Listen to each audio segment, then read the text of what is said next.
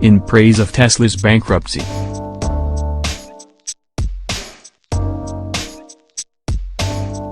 You know, everybody loves Tesla the company.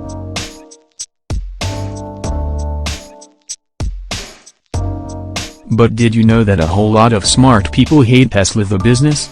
From a return on investment capital standpoint, Tesla is a catastrophe. The electric car maker has been burning money at a clip of about $8,000 a minute, or $480,000 an hour. Tesla is losing a massive amount of money with no competition, and yet massive competition is coming. Jim Chanos summarized all of the reasons why nicely. If you wouldn't be short a multi-billion-dollar loss-making enterprise in a cyclical business, with a leveraged balance sheet, questionable accounting, every executive leaving, run by a CEO with a questionable relationship with the truth, what would you be short? It sort of ticks all the boxes. A lot of people think bankruptcy looms in Tesla's future. Of course, Tesla bears have been saying this for years, and they've consistently been wrong, but this time, are they right? Maybe, maybe not.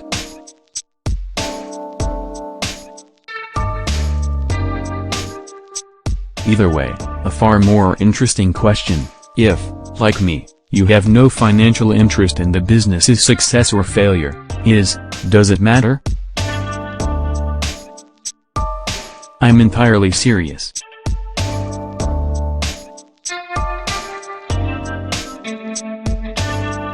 We tend to assume that a company's purpose is to make money for its shareholders, or at least not go bankrupt, because money is how we measure success. And this is in fact true of most companies.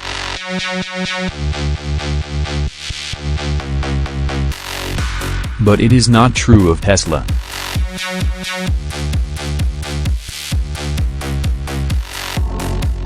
When a measure becomes a target, it ceases to be a good measure, and this is as true of money as it is of any other measure.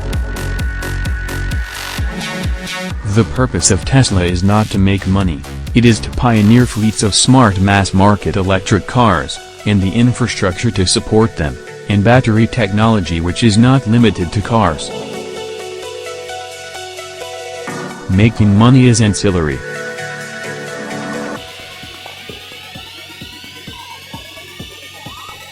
And whether or not they are making money, they are succeeding at their purpose.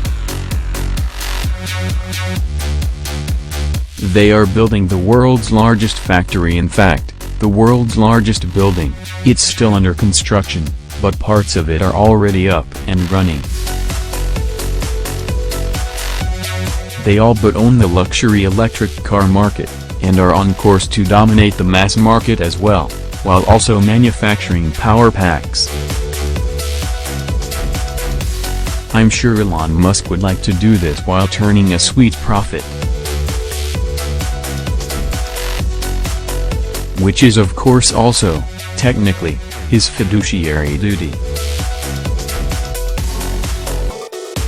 But if he fails to do so, is that really so tragic? For those of us who aren't shareholders or bondholders, I mean.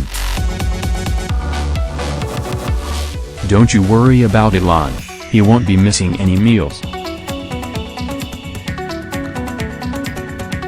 Maybe it wasn't even possible to do so, in which case Musk will have used the capital markets to essentially subsidize Tesla with free money.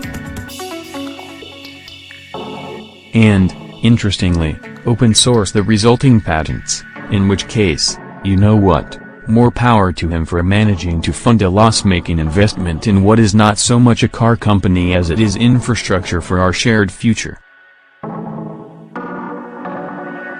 After all, even if Tesla stock goes to zero, and its bonds default to pennies on the dollar, its factories and software repositories and human capital will all be there, and no Chapter 11 court or committee will be blind to the fact that they're worth far more as a coherent unit than they would be as separate assets. The analogy I like to draw is that if the Channel Tunnel, which was privately dug and built, and a complete financial debacle for its investors, a wonderful thing from which we've all benefited, apart from the people who paid for it to be built, who lost substantially all their money. That quote may yet apply to Tesla.